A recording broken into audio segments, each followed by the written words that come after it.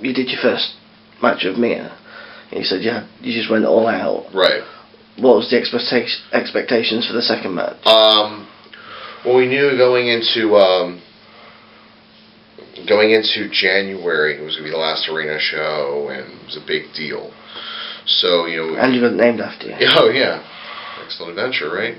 So, we knew we had to, it was going to be me and myself, knowing the popularity of the first match, and kind of it had taken form as something important. So, expectations were extremely high. Extremely high. And,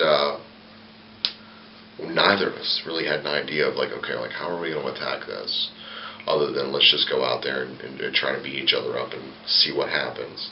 Of the 3 matches I've had with Mia, I'm very proud of all of them. The second match is probably my least favorite of the 3. More so, it was just, don't get me wrong, it proves how tough she is, and the whole series really does.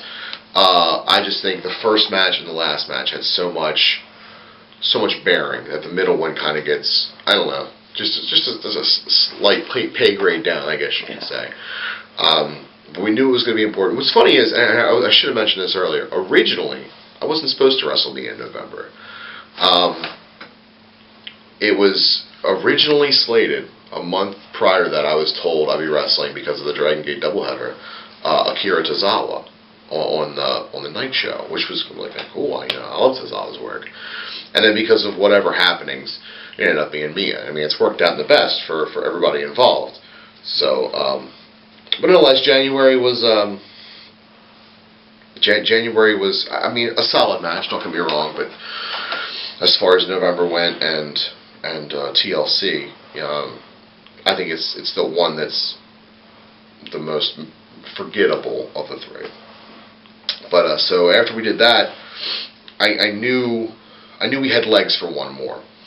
It was all a matter of what we were going to be allowed to do and what we could do. So I pitched the idea to her. I said, look, at the end of the day, you got to beat the monster. At the end of the day, you got to overcome all this. Because the first match, she was still kind of the heel. The second match, I started getting behind her. I said, I'm not going to get heel heat for this in the way we put it together. You know what? But you'll come out, like gold. And she trusted me, and I said, look, I want to pitch the idea that let's do a TLC match. And she was okay with it, and I pitched it to the people in charge, and they liked the idea. I said, okay, well, Aerial Assault would be, TLC. I'm like, okay. And we get to the building, and it was kind of like one of those things where nobody knew what main event was going to be. The show's called Aerial Assault, and there's again, not to shoot too much, there's a bunch of spattering about, well, we should, like this match should be main event, well, this match should be main event. And in the back of my head, I'm going, we're going to go out here and steal the show. Not to be a dick. That's not who I am. That's not who I am. I'm not that cocky prick. Just not. But in the back of my head, I'm like, we've told the best story with what we've put together in 2 contests. Now we're going to throw the combat zone element into this. And we're both amped, we're both ready to go, and I'm like, okay, Aerial Assault will main event and whatnot. So we put it together. We know what we're going to do, and we go out. And I remember walking through the curtain. She went out. I remember walking to a spattering of a couple claps and whatnot.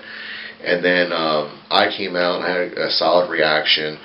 And we go through the first 20 seconds of the match, and the crowd comes up, and I just had that. It's one of those, it's kind of weird, when you're in the middle of a wrestling match and you have these thoughts, and you're like, once the first 10, 20 seconds happen, I'm like, okay, well, this is cake. We got him here. All we got to do is the fun stuff now. And a match I'm incredibly proud of, for the fact that I look back at something after it's all said and done, and I go, could anybody else have done that? And at the end of the day, I really think that, her with anybody else wouldn't have had the impact of her and me, because I still came out of that looking like a baby face, looking good, and she looks phenomenally strong and well-to-do. So, how hard do her kicks hurt? She's an incredible striker. She's incredibly tough. I have nothing but admiration for that young lady. She's signed to Japan now, hasn't she? She left for Reina, I believe, yesterday.